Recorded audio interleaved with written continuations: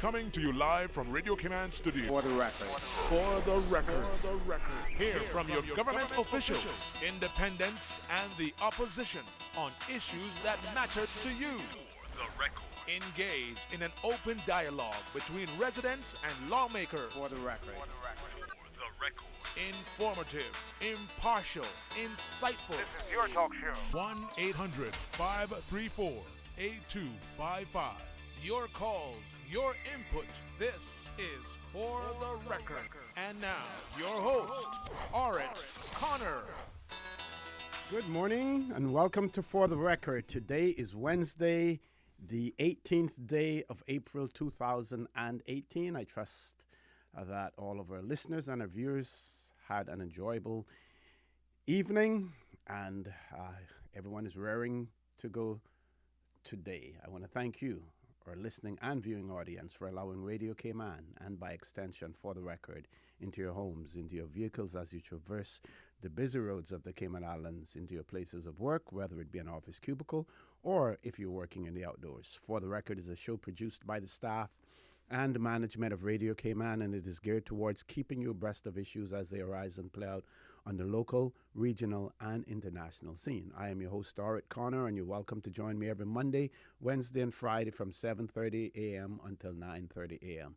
Our phone lines are always open, and there is always someone there waiting to take your calls. Normally, it is that beautiful radio voice of Miss Susan Watson. You can call us on our toll-free number provided courtesy of Flo. That toll-free number is 1-800-534-8255. You can also call us on 949-8037 and 949-6990. Of course, if you don't like to talk on the telephone, you can email us at For the Record. That is one word, For the Record, at candw.ky. In addition to that, we have a WhatsApp number where you're invited to call in, leave a voice. When you call, you leave a voice message, or you send us a text note, a note. The voice message will be played over the air during the course of the show. That WhatsApp number is 925-3261. So I'm going to repeat those numbers again because the reason I'm going to repeat those is that today, this Wednesday, today, is open mic. It is the People's Day. You get an opportunity to call in to talk about the things that you want to talk about. And I will have some subjects that I would want to talk about as well. So our toll-free number is 1-800-534-8255. We have other landlines, 949-8037 and 949-6990, plus email For the Record at candw.ky,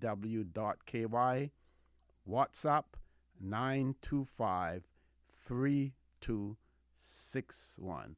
And, of course, we invite your participation as well.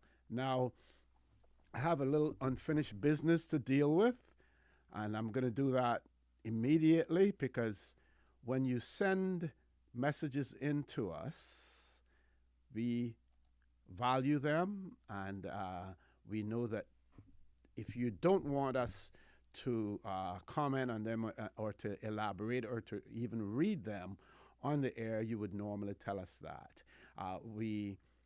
On April the 13th, which would have been last Friday, there was a message that was received from one of our listeners, and that was in response to the money spent by government for consultancies and other issues. And this person says the portfolio of legal affairs spent US $79,000 to hire 2 lawyers in the case of Bilika Samamba versus Chief Officer Portfolio of Legal Affairs. This was to prevent Mr. Billy from teaching part-time a course on the legislative process. And he said then that he would like Mr. Miller to ask the Portfolio of Legal Affairs to justify the public to the Public Accounts Committee why this was a justified expenditure. So 79,000 US dollars to hire 2 lawyers to contest an issue with Mr. Bilika Samamba in relation to his ability to teach part-time a course on the legislative process. And of course, Mr. Bilika Samamba was worked in the legal drafting department and quite familiar about the legislative process. He has written several other articles and books in relation to things in the Cayman Islands as well that many people find to be extremely useful. Another of our listeners wrote in, and this was also on the 13th of April, and this writer says, I am glad to be able to listen to the discussion this morning on this matter. And that has to do with nationality. Nationality matters, he says. I have been concerned and even a little upset at the use or lack thereof of the word Caymanian. Recently, I saw a U.S. passport stamped in the U.S. passport. Stamped in this passport was a huge stamp that said, the holder of this passport is a Caymanian. I then looked at my passport and I am a BOTC, British Overseas Territorial Citizen. While there may be advantages to that, I ask a few questions. Why can't my passport say I am Caymanian, but a foreigner who has submitted probably mountains of paperwork can be termed Caymanian? And I will try to answer that question right now by saying I believe that it is possible for you to have your Caymanian passport stamped that says the holder possesses Caymanian status, and I think there's something else that goes with it that says that you're allowed to travel at will or to enter, leave and enter at will or something of that nature. But I believe that is possible, and later on this morning I will be reading the press release that was issued by the Immigration Ministry explaining the acknowledgement letters as well, and maybe something in there will contain that. But based on my limited knowledge of immigration, I believe that it is possible, if you wanted to have your Cayman passport stamped with Caymanian status in it, that you can have that done. And that would certainly clarify some issues as well. Then the second question that the writer had was, if I'm a British Overseas Territorial Citizen, how did I get that? I am not from Montserrat or BVI. Is it because I am Caymanian? So why not say both on the passport? I will answer that as well. You obtain British Overseas Territory citizenship because you are no longer, well, at one point in time, you were no longer a British citizen. You were a citizen of the United Kingdom and colonies at one point in time. With amendments to the British Nationality Act, we became eventually British Overseas Territory Citizen. Remember, at one point in time, we were called British Dependent Territory Citizen, and they felt that that was a pejorative term, dependent, so they changed it to British Overseas Territory Citizen. And then, with changes to the British Nationality Act in 2002, we then became British citizens as well. So we are now British citizens, we're now British Overseas Territory Citizen. But the reason that we are not Caymanian citizens is because the Cayman Islands is not an independent nation. We are not independent.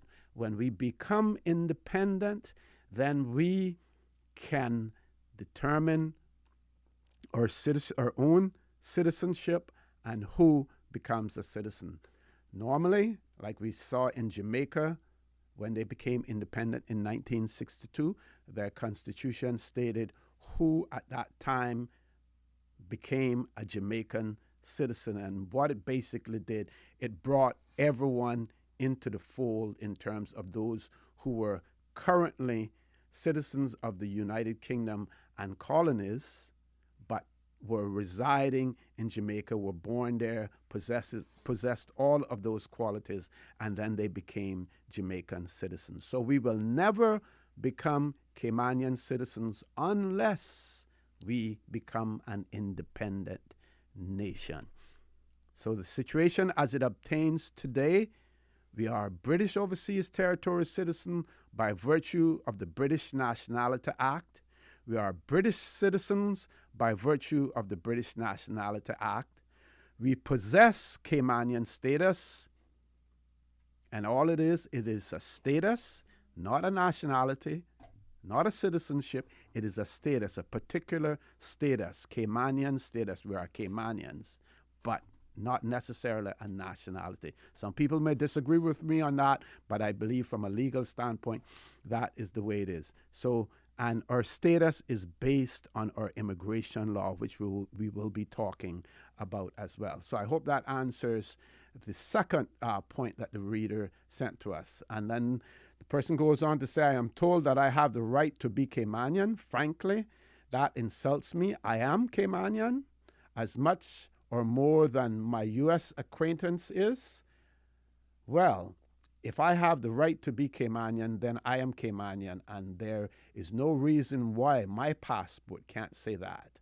I can trace at least one arm of my family back to 5 generations to Augustus Ebanks in the 1802 census. I don't know what the problem is, but I am rather incensed and jealous when a foreigner with a foreign passport is called Caymanian, but there is nothing that identifies me as such. And person goes on to thank us for producing such a great show, and we want to thank a person for that as well.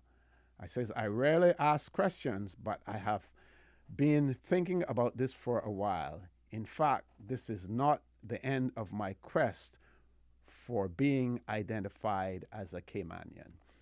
So that will set the tone. That letter actually sets the tone for the conversation this morning. We're going to take a commercial break. When I return, I will read the press release issued by the Immigration Ministry explaining the acknowledgement letters. Please stay tuned. For the record, we'll be back shortly, and we welcome your participation.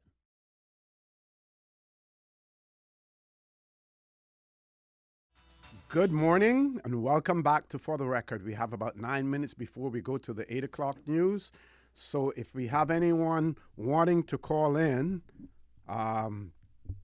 we would want them to do that fairly quickly. We have one caller, so we'll take the caller. Caller, good morning. Welcome to For the Record.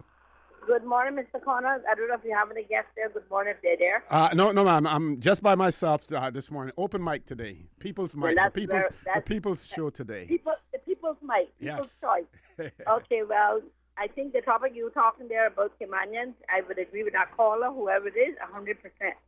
Because I can't see where my Cayman passport says me as a British overseas there. It doesn't say Caymanian. Is Caymanian not a citizen? Or it's just called Cayman because we're in the Cayman Islands? Because if I can't be called a Caymanian and a foreigner can come and get a stamp saying Caymanian, so then they're more valuable than me then in my own country. Right, but you can get the stamp also. You can get the stamp as well. But I shouldn't have But to we go get a stamp. I agree. But you only going to get that ability when we become an independent country. But what I'm saying, and when they get there, when they apply for status, that's where they just can't go up there and say, I want to become a citizen. I want a citizen stamp. Right. Right. But as a Caymanian, I can go get mine that way because I'm a Caymanian. But then they get started, so they had to apply for theirs. Why should I be no how to apply? Is it like people say, oh, well, 40 and 50 years? Some people say they got more than 100 years. Mm-hmm. And they feel like they're left out because we're now second-class citizens in our own country. Yes, While, yes. while the foreigners are considered Caymanians, so they're getting a better treatment because sometimes you say Caymanian, unless you make them clear that hey, paper Caymanian, a lot of them they become in the same shoe. Mm-hmm. So it's not like we getting the better treatment of being as a Caymanian.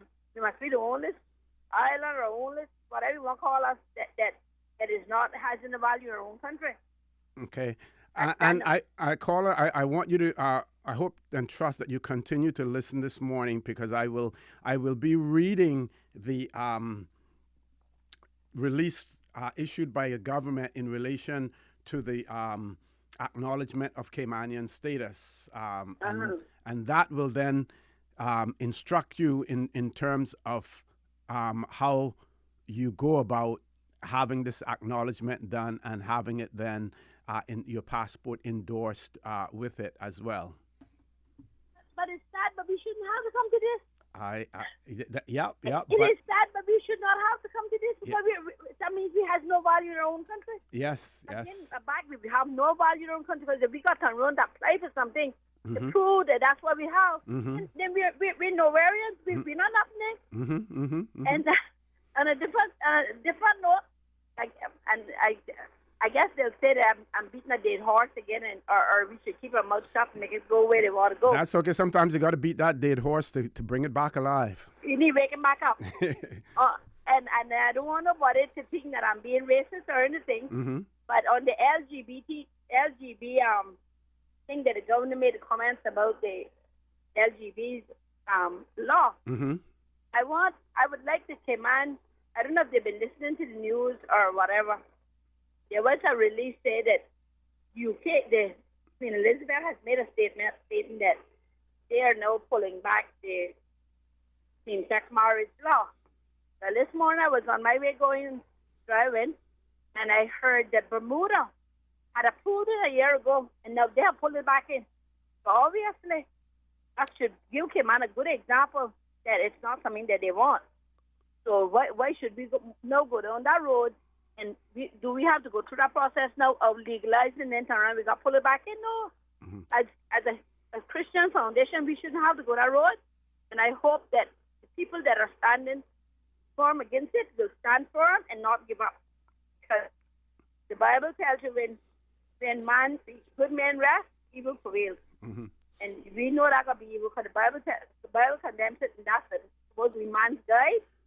And we need to stand firm, and we need to stop making people ram their cultures or their beliefs down our throat if we keep our mouth shut. But that's what's destroying the whole world, and we're just in the same pattern as going down that road. Thank you very much, caller, for that. And I must say that that's an issue that we're going to have to deal with one way or the other somewhere down the line. We're going to definitely have to deal with that. I want to thank that caller very much. Let's go to our next caller. Caller, good morning. Welcome to For the Record. Good morning, Mr. O.C. Good morning, ma'am. How are you? I am so grateful. This is Georgia Ebank. Yes, ma'am. Grateful that God gave me another day.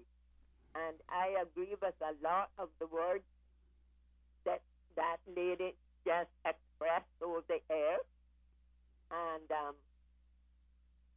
I find it very, very insulting to think that I, as a woman who was born on this island, a Cayman a Cayman woman and a Cayman man who could trace their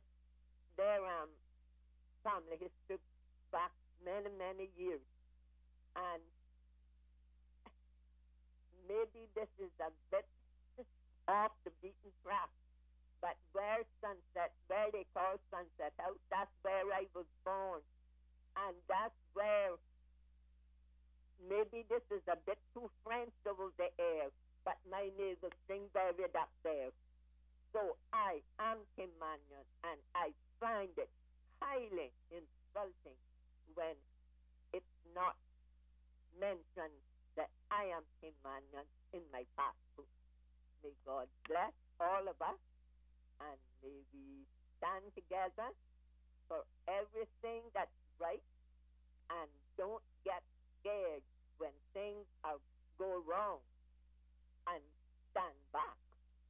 Stand up to the right and oppose the wrong. Thank you very much. God. Thank you, Ms. Georgette. Thank you very much for that. Again, we need to clarify that the passports that we hold, and some of us may hold 2, 3, some people may hold 4 of them. There are persons who hold a passport that says Cayman Islands on it, identifies it as a Cayman Island passport, but it is issued by the British government, and we obtained it by virtue of the British Nationality Act, not the Cayman Nationality Act, the British Nationality Act. We may have a British passport that we obtain under the British Nationality Act as well. We have Caymanian status. It is a status that is acquired either through birth, through descent, through grant by the Status and Permanent Residency Board, as well as grant by Cabinet as being recommended by the Status and Permanent Residency Board, and then being transmitted on to the Legislative Assembly for approval as well. So Caymanian status, as opposed to a passport that identifies as a British Overseas Territories citizen of the Cayman Islands. Likewise, the Bermudans will have one that indicates they're Bermudan.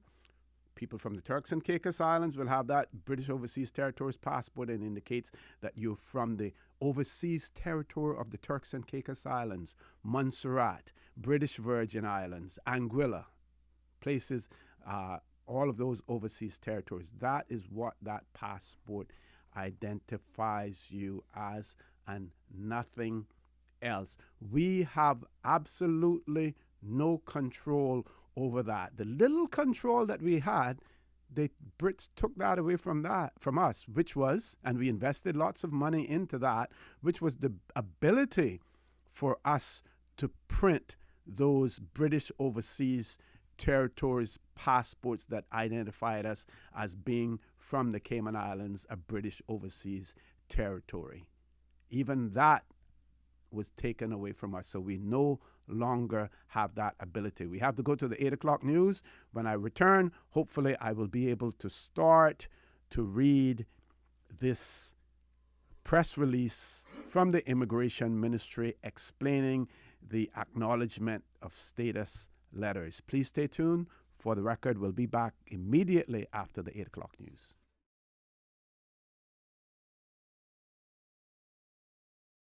Good morning and welcome back to For the Record. Today is the People's Show, open mic. Before I read this press release, just want to keep things as factual as possible. One of our callers called in, expressed herself really well, and spoke about the Bermuda situation. I just want to point out that in December of 2017, the Bermuda Parliament passed a law called the Domestic Partnership Act. That was passed in the Parliament in December. It was given royal assent by the Governor, John Rankin, in Bermuda on the 7th of February. So from December, it took until February. Now, it sat on his desk for a while before he signed it, and I believe that he basically took instructions from the UK in that regard, because the whole issue was so controversial. I think the UK, at the end of the day, indicated that they were not going to interfere in this aspect of Bermudan politics and Bermudan life. And as a result of that, the governor gave royal assent to the bill and it came into effect. Now in Bermuda, what the situation is that the Minister for Home Affairs, Walton Brown, has indicated that same-sex marriages will continue to be performed in Bermuda until May. And after that period of time, then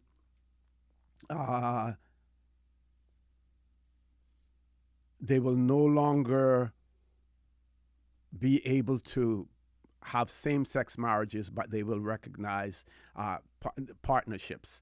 So the 12th of May will end marriages. Now, this all came about as a result of the Chief Justice in Bermuda making a particular ruling, and then the Bermudan government going back to their parliament, changing the legislation to basically nullify the court's ruling at the end of the day. So that is what took place in that instance, for that. Now, let's go to the release by the government in relation to the status acknowledgement letters, and waiting for it to come up here. Just bear with me 1 second. Coming up. Here we go.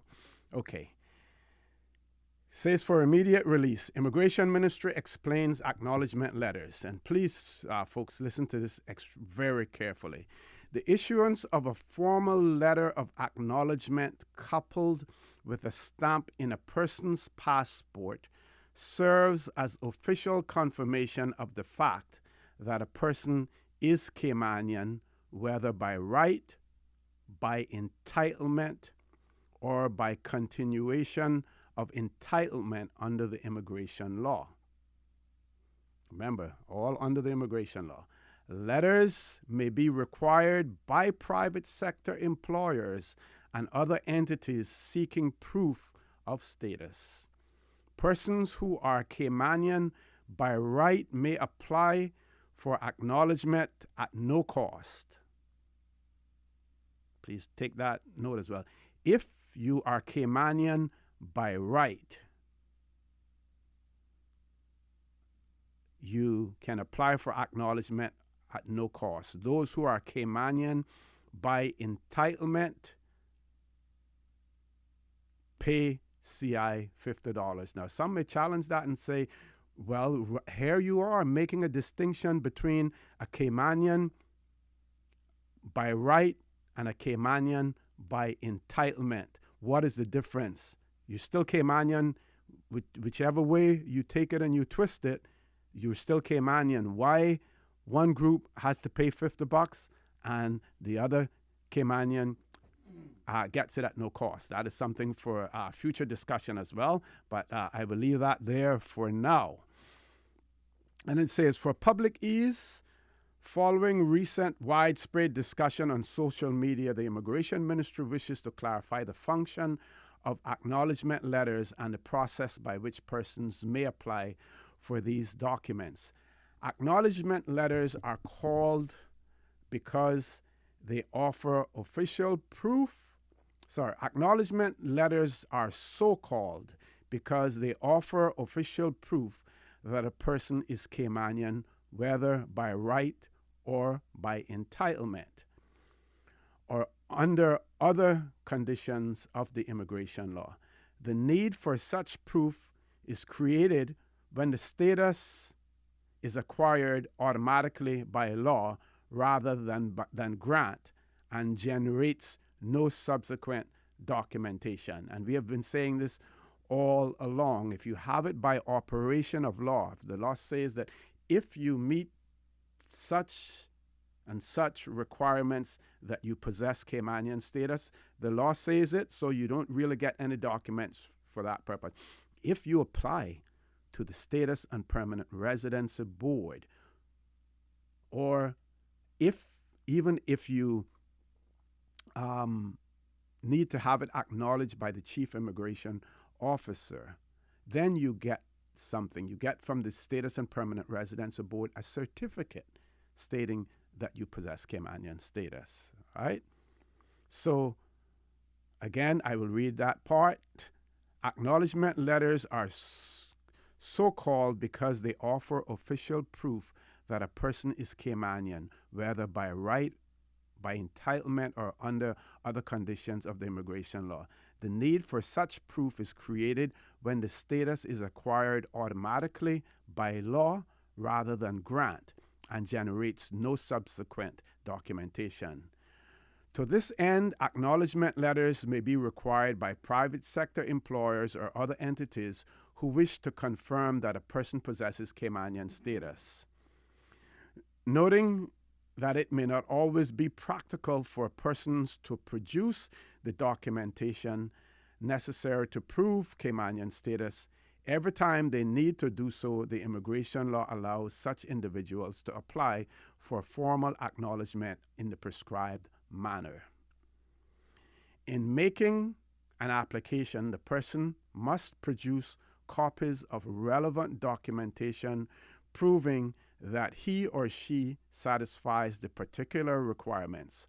Once the chief immigration officer is satisfied that the person is Caymanian, he will issue a formal letter confirming this fact, and a stamp will be placed in the person's passport denoting that they are. And notice here, it makes no distinction in terms of what nationality passport that may be.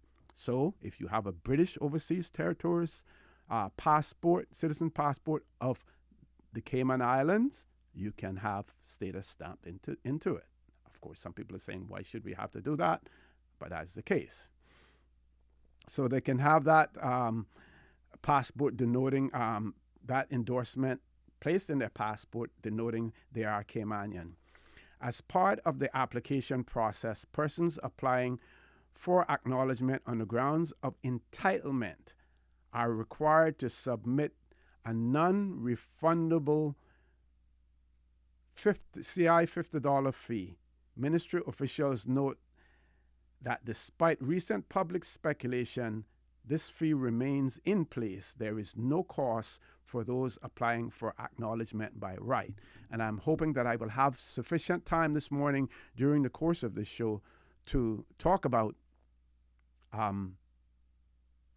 the two terminologies used, entitlement and by right, because those need definition as well. I'm not sure whether or not this the release goes on to say what they are, but we will try to explain them.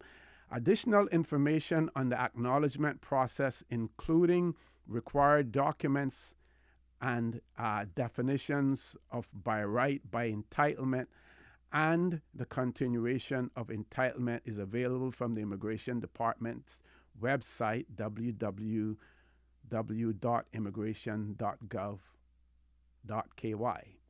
It may be found under the section titled Right to be Caymanian in the Acknowledgement section.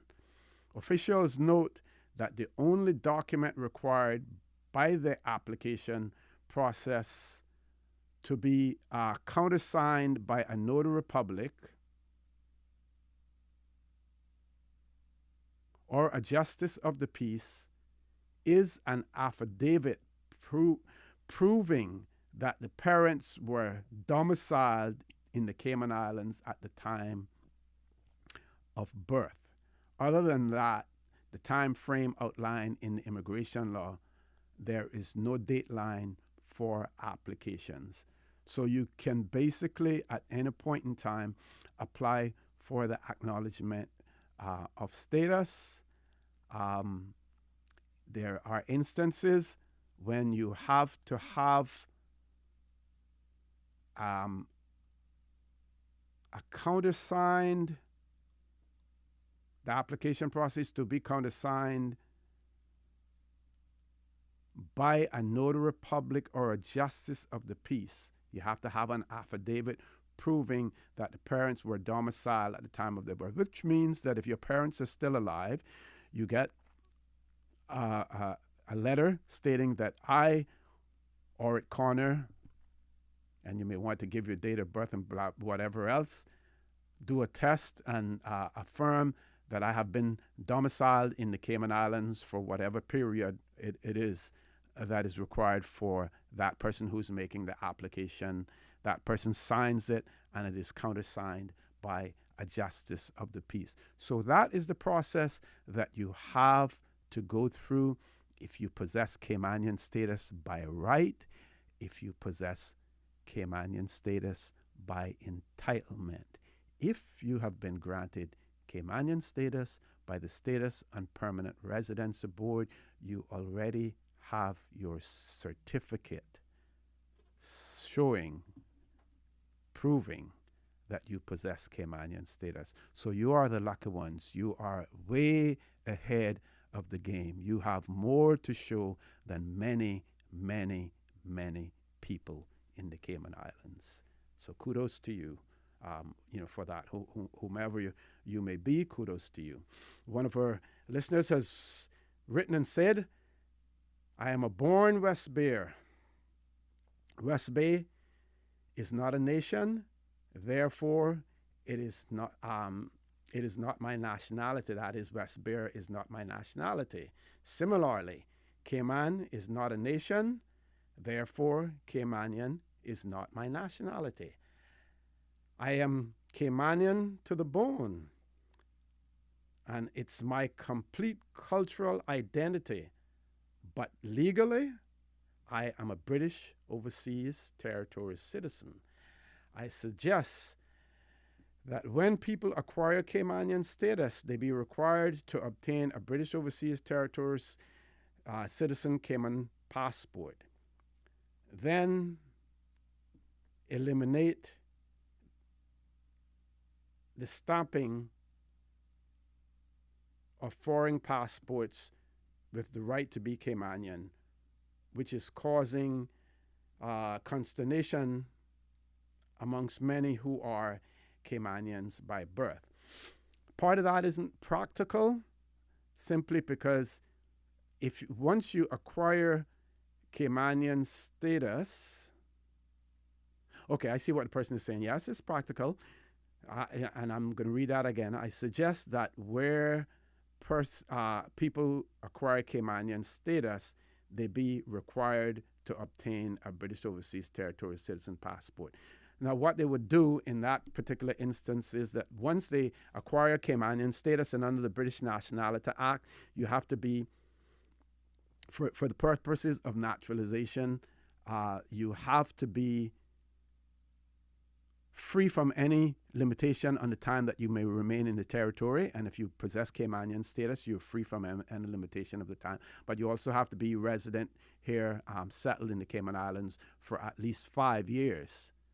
So then once you possess Caymanian status, resident here for at least 5 years, then you can apply to be naturalized as a British Overseas Territory citizen, and then you would have your passport. But even with that, if that person has been granted Caymanian status by the Status and Permanent Residency Board, even with that, they still have that certificate that they can show that they possess Caymanian status. Folks, taking a commercial break. Please stay tuned. For the Record, we'll be back shortly.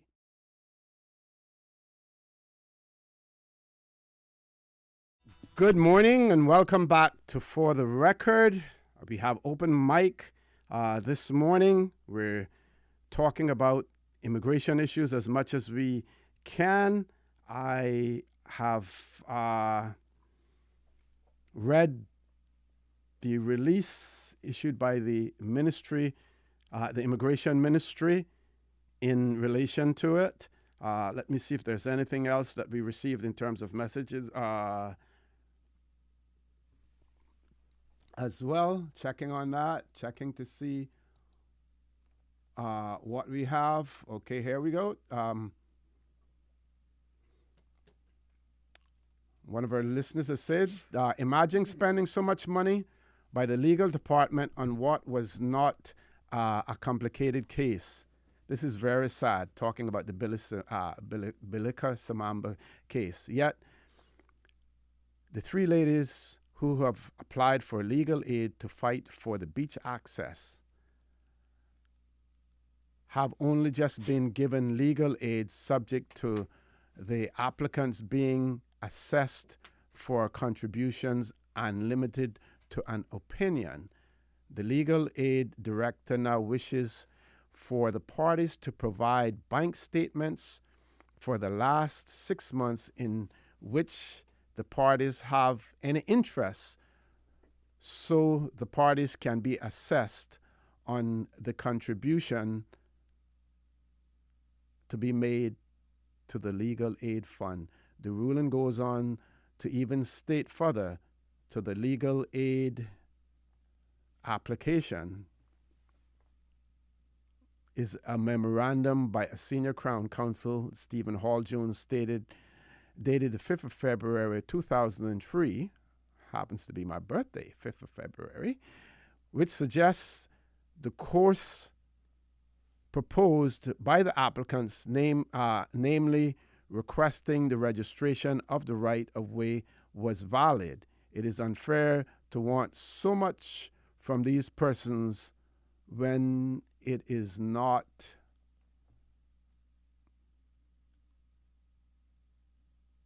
a personal concern but a public interest matter. So that person has pointed that out to us as well. No callers at this point in time. We're going to go back to the law, the immigration law, and we're going to look at Section 20 of the Immigration Law 2015 revision. And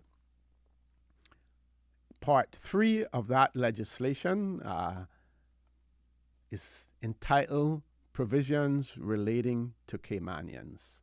And Section 20, subsection 1 reads, a person shall, for purposes of this law, be deemed to possess the right to be Caymanian if, and now I'm not a lawyer, but using the word deemed, that means that you really, really, really, really have it. It is determined that you possess Caymanian status. And how is that?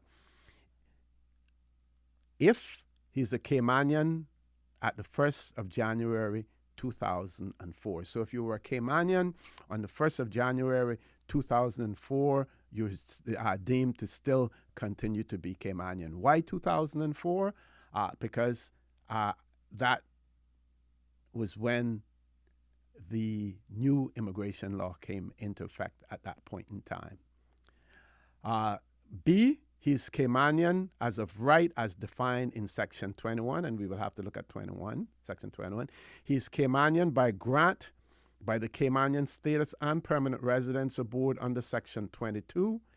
He has obtained the right by entitlement, or the Cabinet acting on the recommendation of the Caymanian Status and Permanent Residence Board grants such right to him, and that grant is subsequently ratified by the Legislative Assembly, save that the Cabinet shall not make more than 4 such grants in any one calendar year. And I believe that it is quite possible that they may have exceeded that for the calendar year so far, or if not, we know of one that was recently done, that of Mr. David Morritt, and there were several that were done before that as well. And I mention the name here because simply it is public record, so I can mention it. So under those conditions, the person shall, for the purposes of this law, be deemed. That means you're determined to possess Caymanian status, or the right to be Caymanian. And it goes on to say, and shall continue to possess and enjoy the right to be Caymanian unless and until he loses it under Section 27. And Section 27 makes provisions for the loss of Caymanian status. Now, here's an important part for you to observe. Subsection 2 says, a person who believes that he possesses the right to be Caymanian under subsection 1 may apply in the prescribed form to the Chief Immigration Officer for the formal acknowledgement of the right in his passport, and the chief immigration officer shall within 14 days either provide acknowledgement or give written reasons for his refusal to do so. So if you believe that you possess the right to be Caymanian under subsection 1, and let's go back to subsection 1. Subsection 1 says that you are deemed to possess Caymanian status, or the right to be Caymanian, if you're a Caymanian at the 1st of January 2004. So if you believe that you were Caymanian at the 1st of January 2004, you can apply to the Chief Immigration Officer for acknowledgement. If you believe that you are Caymanian as of right, as defined in Section 21, you can apply. If you believe that you are Caymanian by the grant of Caymanian status and permanent residence aboard under Section 22, you can apply. If you believe that you have obtained the right by entitlement, you can apply. If you believe that the cabinet acting, no, I'm getting a little bit extreme there. In those situations where you have already obtained the right and the cabinet, of course, you have it. So you have evidence to show that. So you can apply.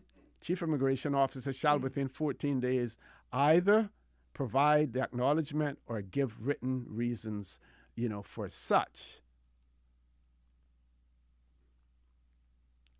So that is really the section that the press release is relating to, and that has been basically the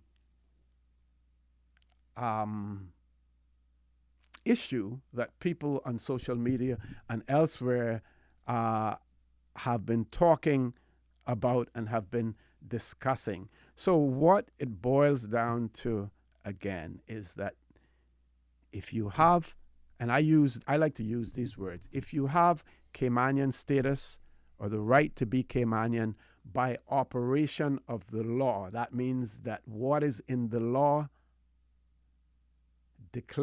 deems you to be Caymanian, that you have absolutely nothing to show for that, unless you were proactive and you went ahead and you got it done earlier. I know people who in the late 1990s, early 2000s went ahead and did that. They had children born in the Cayman Islands, born of parents who possessed, at least one parent who possessed Caymanian status, and both parents domiciled in the Cayman Islands, and they still went ahead and they got that letter from the Chief Immigration Officer acknowledging that by virtue of a particular section of the immigration law, their child possessed Caymanian status.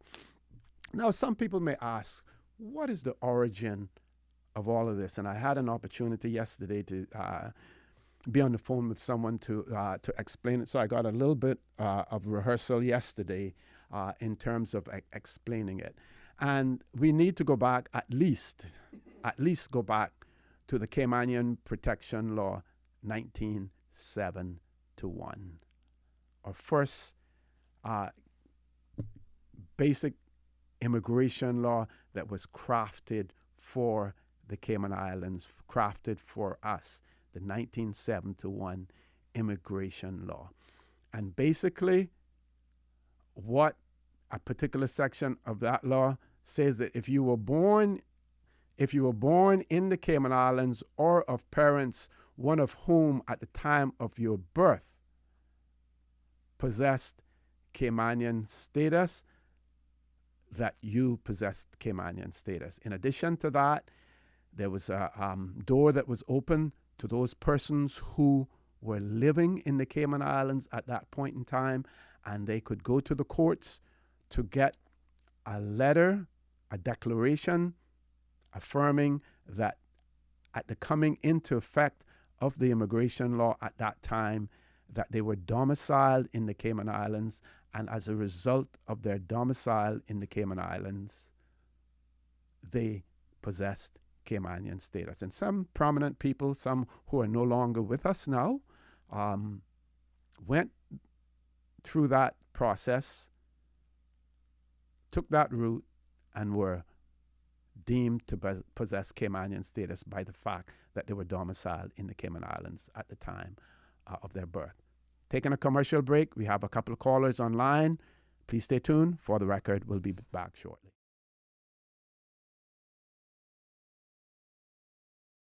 Good morning and welcome back to For the Record. We have two callers going to the phone lines. First caller, good morning. Welcome to For the Record. Hello, good morning. Good morning. Morning, O.C. Morning. Just you one today? Just me, myself, and I. That's why you're talking so much today. Yeah. I get to hold the mic a little bit longer. You got everything for yourself. One question, O.C. There's two questions I ask. I don't know if you can explain it the right way. Well, I'll try. If you are naturalized, what is your right that you can have? Well, you can get off of being naturalized. I don't know if I try explain it the right way to you, but okay. If you are naturalized, you can get a British passport. Well, you if you're naturalized, if you were naturalized before 2002, you also would become a British citizen and you get a British passport. Yeah. If you're naturalized after that period of time, then you have to get a British passport. You have to go through the process of registration to get to become a British citizen as well. So when the British Nationality Act 2002 came into effect, what it did was all of those persons who were British overseas territory citizen on or before that date automatically became a British citizen, and by applying for a passport, you basically activated that British citizenship. So when you just got Cayman status, what can you get out of that? Well, Caymanian status in relation to the Cayman Islands gives you the right of abode in the Cayman Islands, to right to vote in the Cayman Islands if you fulfill all of the other requirements, gives you the right to open a business, get a trade and business license, gives you the ability to pass on Caymanian status to your children and everything else. So in essence, you obtain more benefits from Caymanian status, in my view, than you obtain by being a British overseas territory citizen. Being a British overseas territory citizen may give you a right to reside permanently in that territory, and it depends on whether or not you obtain your British overseas territory citizenship by entitlement or by discretion.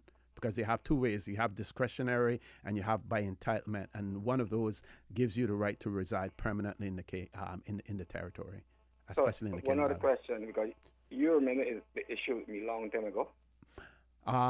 No, but refresh my memory. Okay, when you get naturalized, you don't have the right to work in Cayman. Not unless you already possess Caymanian status. But I came here when I was 1 year old. 1.5 years old.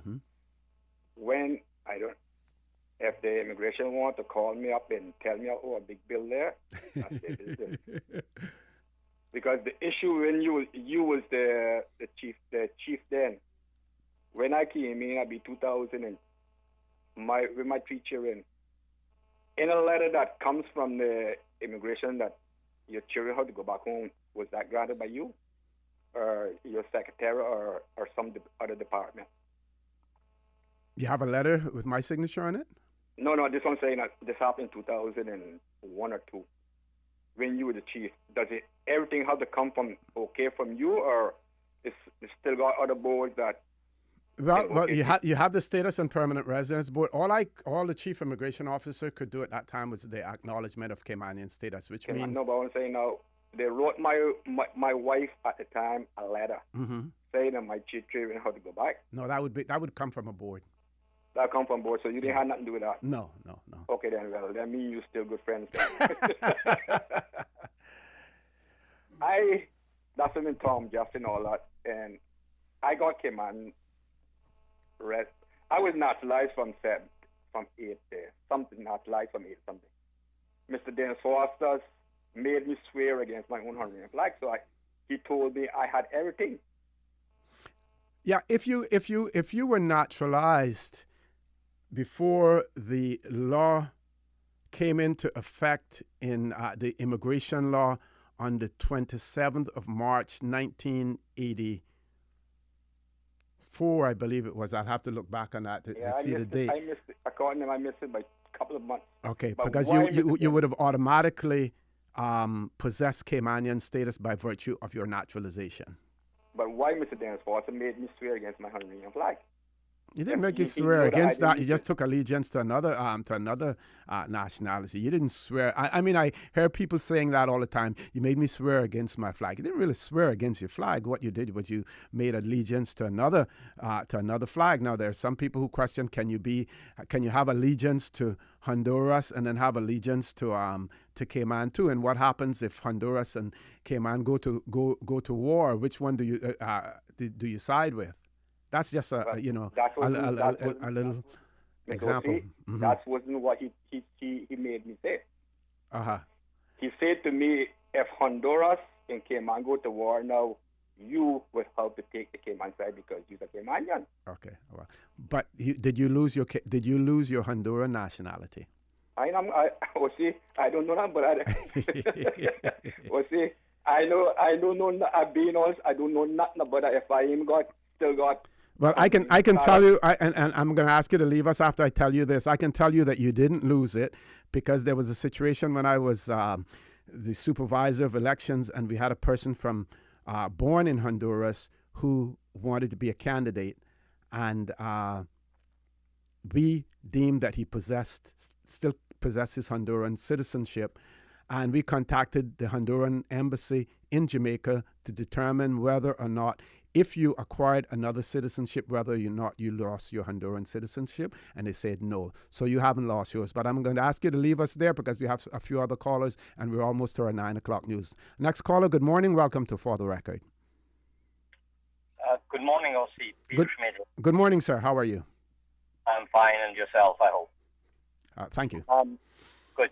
A situation you just, before you started taking calls, you were just saying that if you were born before 1971, I believe, and in the Cayman Islands, or of one Caymanian parent, if not in the Cayman Islands, you qualify for Caymanian status or citizenship. Yes, if that parent was domiciled in the Cayman Islands, yeah.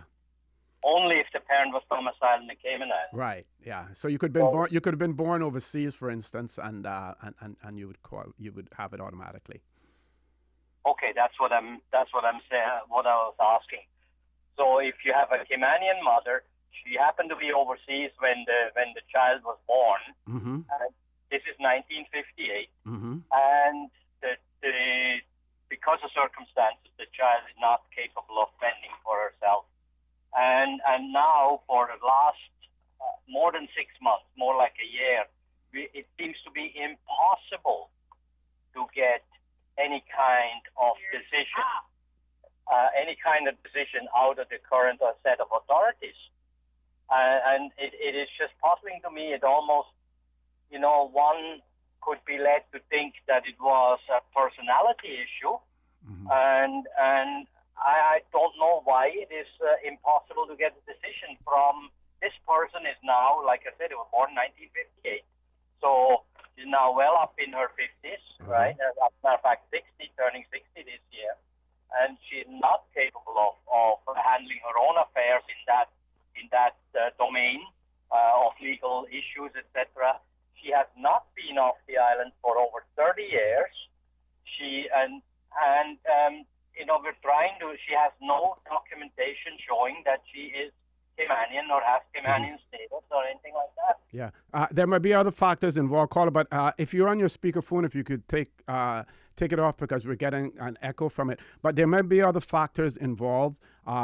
the question would be if the person was born overseas also, whether they were born in wedlock or outside of wedlock, because there were also some nationality issues. Remember that if you were born overseas to a citizen of the UK and colonies, and you were born overseas, and your father was a citizen of the UK and colonies, then you would become a citizen of the UK and colonies, and eventually a British dependent territorial citizen, eventually a British overseas territorial citizen by virtue of descent through your father.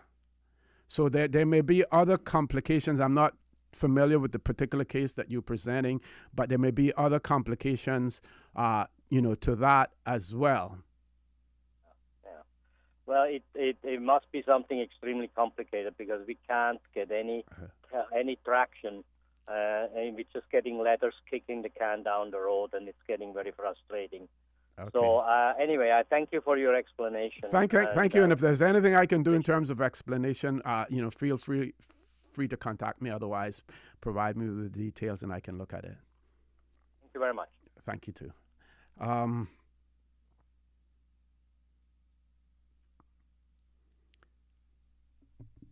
We have one more caller. Sorry, no caller at this point in time. Okay, we have about 2 minutes. During the course of discussions, I've heard that there's also been reference to some other sections of the immigration law. I want to take a look at Section 23 of the Immigration Law 2015 revision, and it says here, a person who A, was born in the islands between the 27th of March 1977, and that date is significant, and I'll tell you why, and the 1st of January 1983, that date is also significant, is a British overseas territorial citizen by virtue of being born in the islands and has resided in the islands since birth, save for any absences abroad for the purposes of education or medical treatment, may within 1 year from the 21st date of December 2006, apply to the Chief Immigration Officer for the right to be Caymanian, and the Chief Immigration Officer shall, save in exceptional circumstances, grant such application. I will tell you why this Section 23 is in the legislation but is no longer applicable because it had a sunset clause to it. Those persons who fell within that category had until the 21st of December 2007 to make that application. I'm going to tell you some of the persons who fell within that category, not the names, but individuals, cases, and situations that found themselves in those circumstances. Please stay tuned. That will take place after the 9 o'clock news.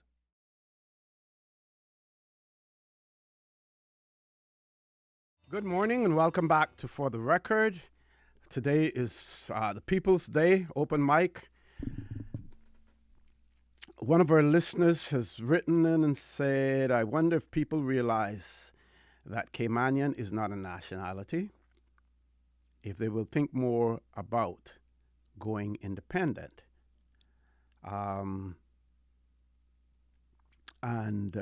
say some people are afraid to say that Caymanian is not a nationality, but it is a fact. Caymanian is not a nationality. We would like it to be, and we know the route that we have to go to do that. And it would seem as if sometimes that, based on some of the actions of the mother country, that we may want to leave home and strike out on our own, because we pay our own rent now, we pay our own electricity bill, we pay our own water bill,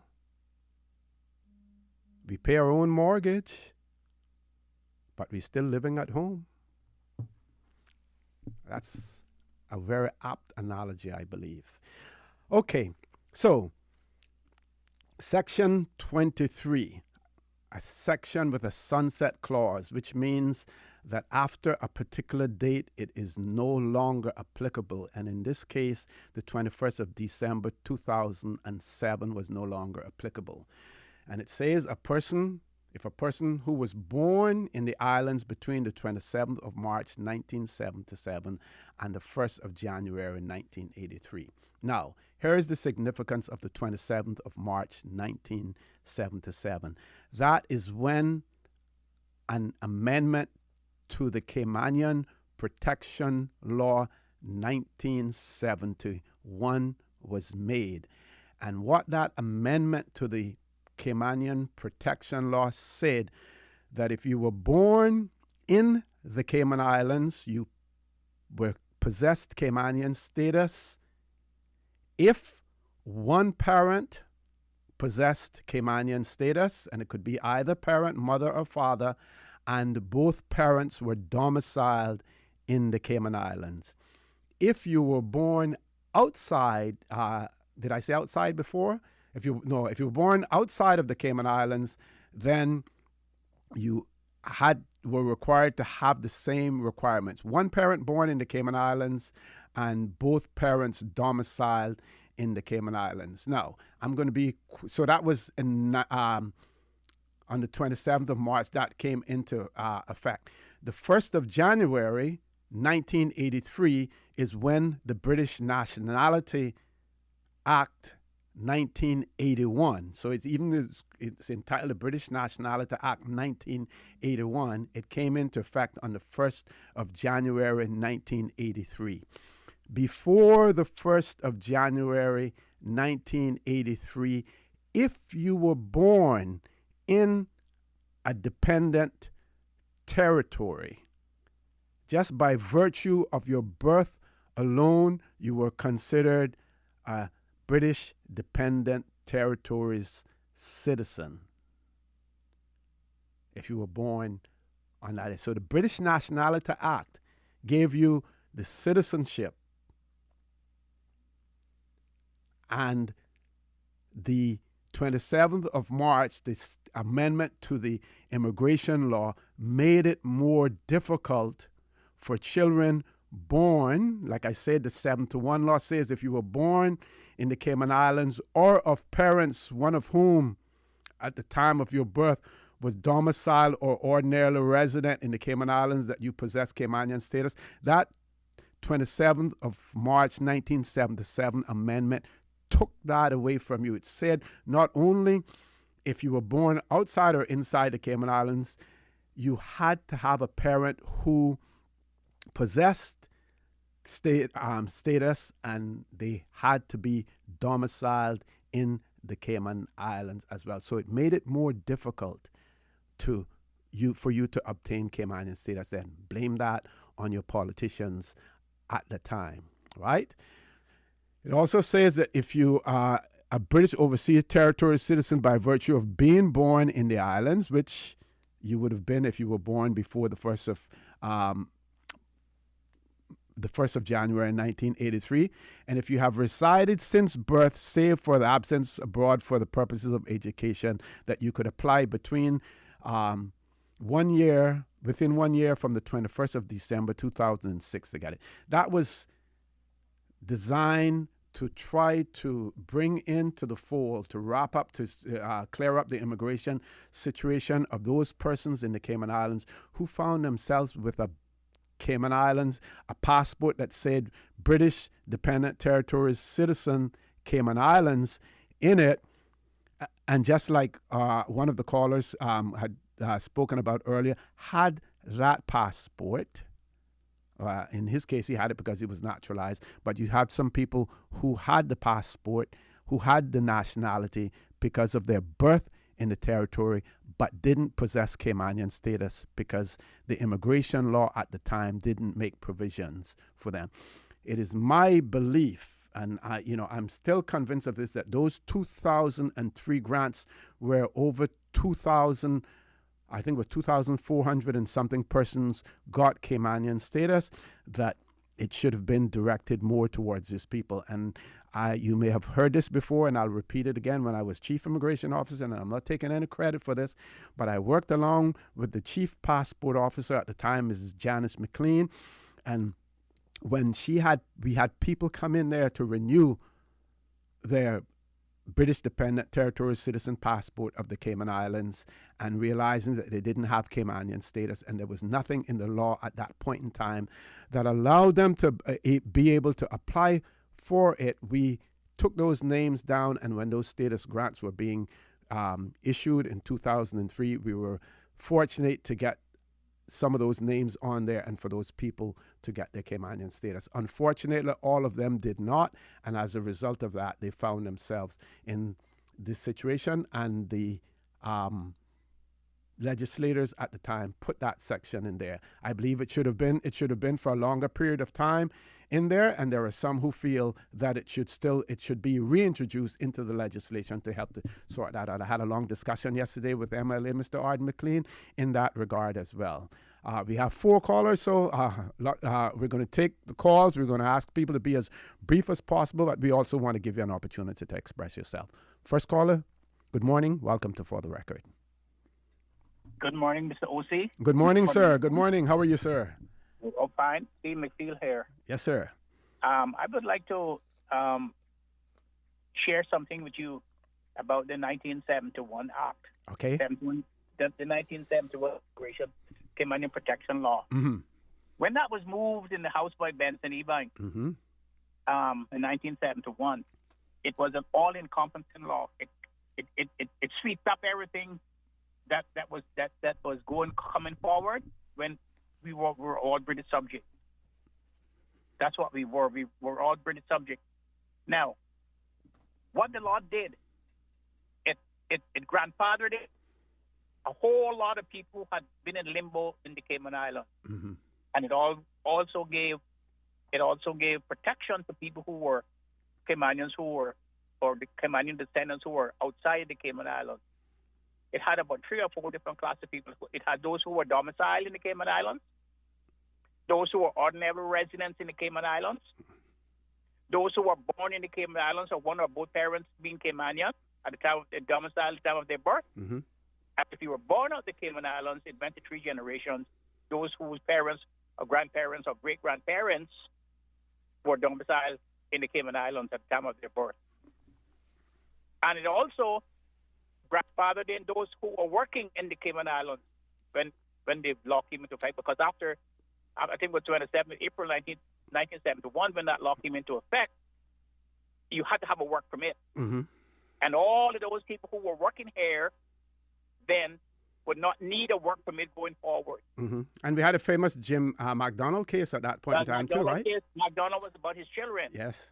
And because they say, because they were not ordinary residents here for 5 years when the law came into effect. But they had been coming here and staying here, going back to 4 months, and he brought an action to say they were domiciled. They couldn't prove 5-year residence, but he brought it under the domicile section. Mm-hmm. To say that they were domiciled here, you see, and because he had been domiciled here from the 1960s, and the question was whether or not you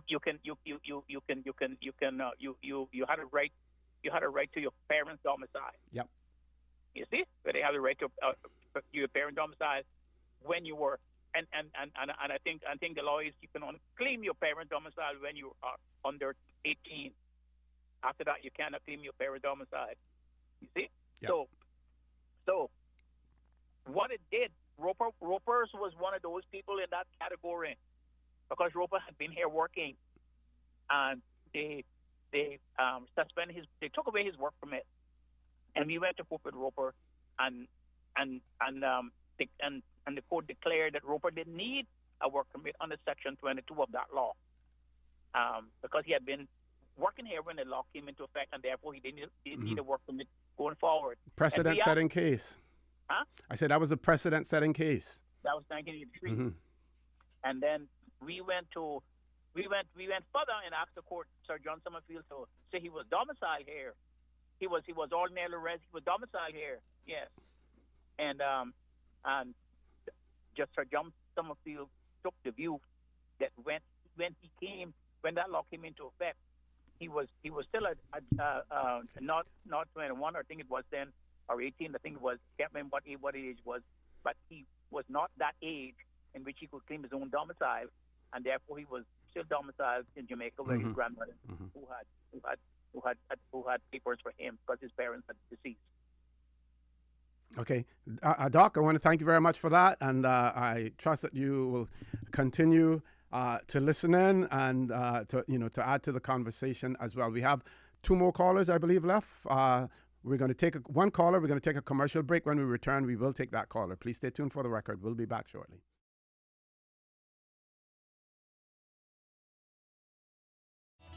Good morning. Welcome back to For the Record on the last leg of the show this morning. Going straight to the phone lines. Caller, good morning. Welcome to For the Record.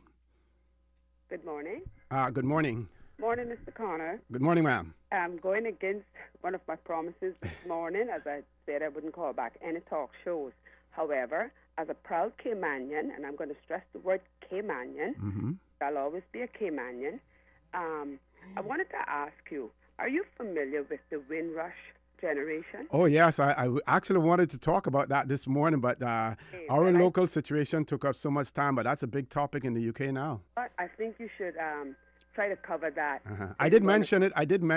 Actually, I mentioned it on this show before it even came out in any of the local newspapers or anything a few weeks ago. Well, I think it's a topic worth getting up to, because based on what I understand about the Windrush generation and everything that I'm hearing now, and I have to tell you, I don't really stay in tune with all of the changes in the immigration law, but I believe that that's the very core of this problem.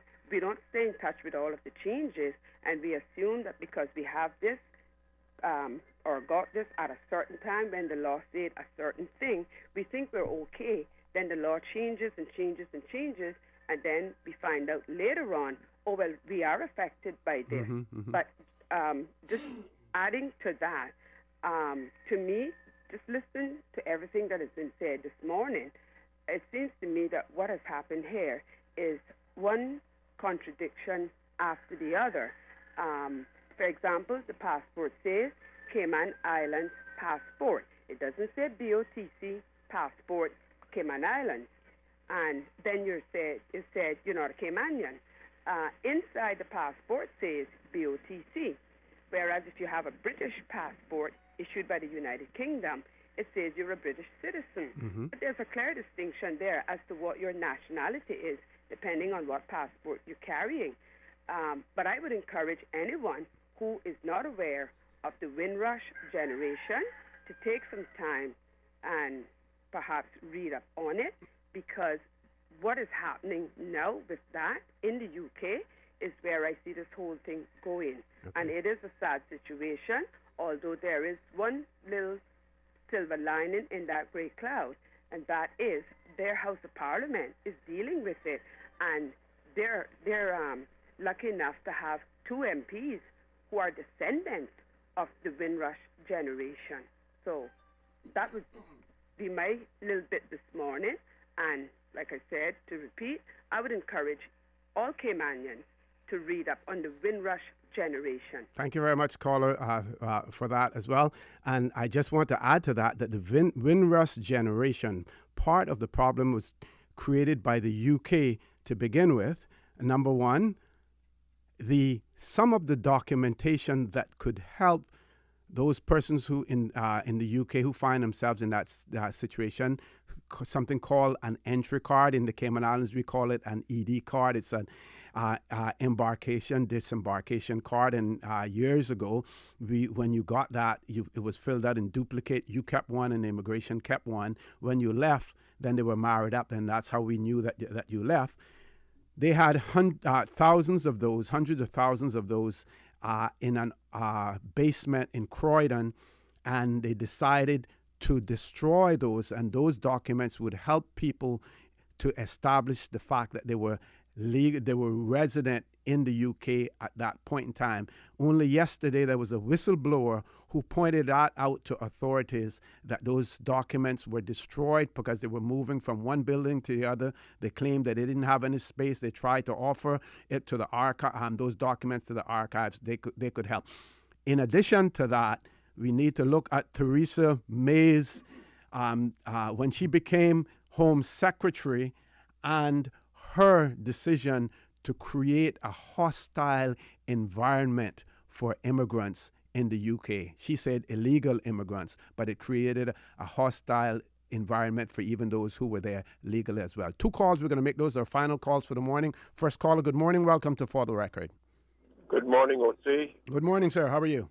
Not as good as you, but it's a good subject this morning. Thank you. And a couple of things that I want to mention briefly that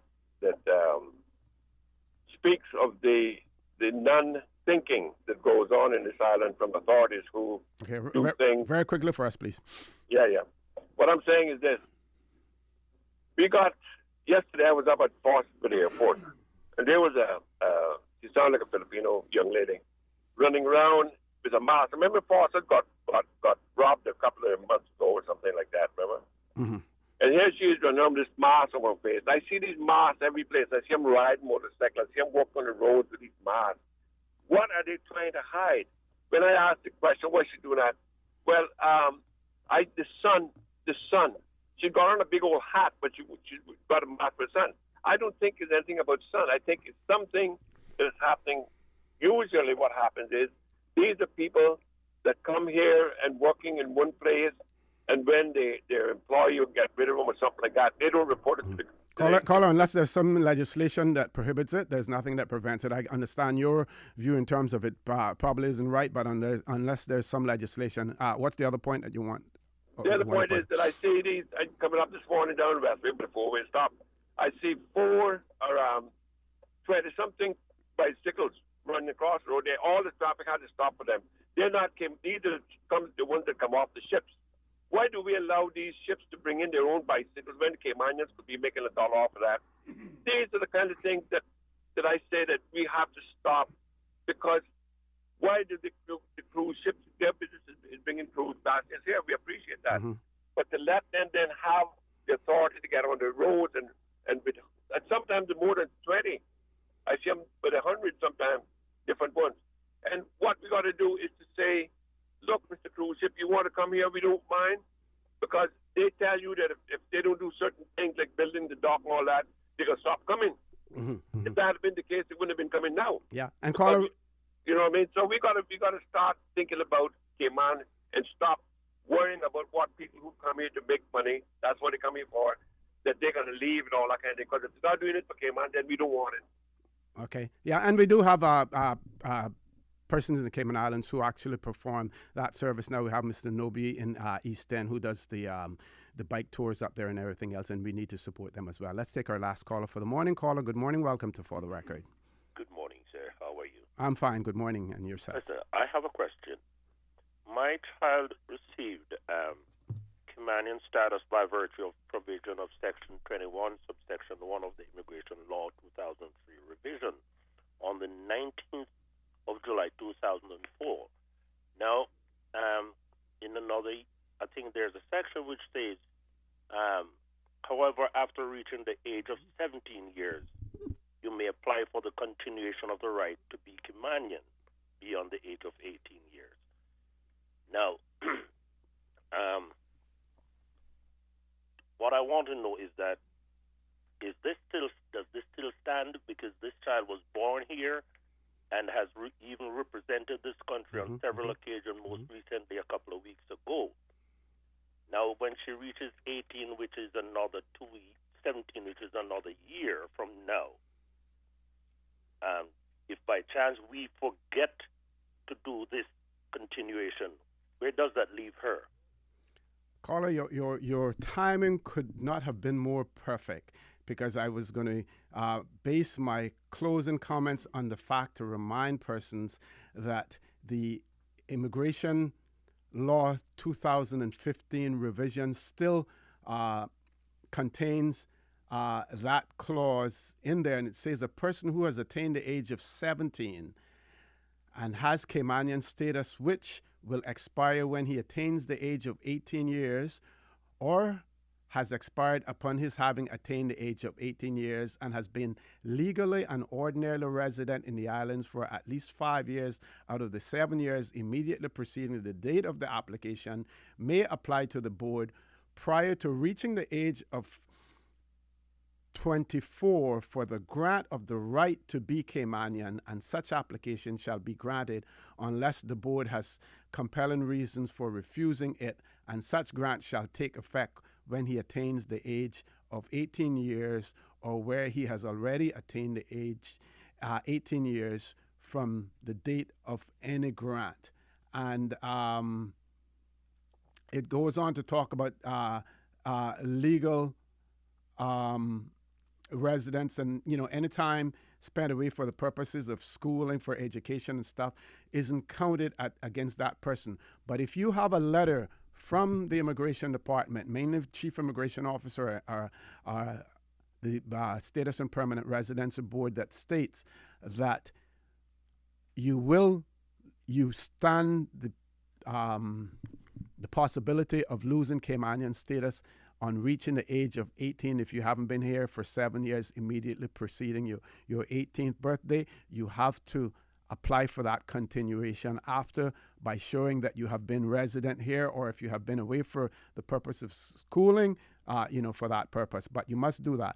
And what they did with that is they actually went ahead and increased it to the age of 24. And the reason for increasing it to the age of 24 would be because some people go on to their tertiary education. Some people go on to graduate school or whatever after, and to allow for that as well. Caller, you still there? Yes, I'm still here. Okay. Does that help to explain it? It does. It does. So as we stand, we'll have to just follow what they said. Read the acknowledgement. Yes, sir. Yes, sir. There are persons who argue that we need to take that out of there. What is the benefit of saying to a person you have Caymanian status, but you're going to lose it upon reaching the age of 18? And I know some of the safeguards that legislators wanted to put in place. If, for instance, that person during their 18 years or whatever proved not to be a good citizen of good character and things of that nature, then there's that possibility of denying them that continuation and possibly having them removed. Okay, and that fee still stands at what, $50 or something? I believe that would be an application fee of $50 as well. All right. Okay, I think that should be that. Yes. Right. Thanks, man. Be blessed, man. Thank you very much. Continue doing the good work. Thank you very much, too, as well. Folks, I want to thank you for allowing Radio Cayman, and by extension, For the Record, into your homes, into your vehicles as you traverse the busy roads of the Cayman Islands, into your places of work, whether it be an office cubicle or if you're working in the outdoors. I also want to remind you that we are our brothers and our sisters' keepers. There is always someone out there who's less fortunate than we are, and I ask you to extend a helping hand to them. If you can't do that, then I suggest you donate to a worthy charity, because we always want to consider those who need, not necessarily those who want or even those who crave. I say to you, have a great day. Continue to support your radio station. Join Sterling Dwayne Banks at 12 noon for Talk Today. On Friday, it is expected, I think we should have Mr. MLA, Mr. Christopher Saunders, in the studio with us, representing the official opposition. And I say to you, have a great day. And as usual, we ask the good Lord to bless these three beautiful, wonderful Cayman Islands. Informative, impartial, insightful. This is your talk show. 1-800-534-8255. Your calls, your input. This is For the Record.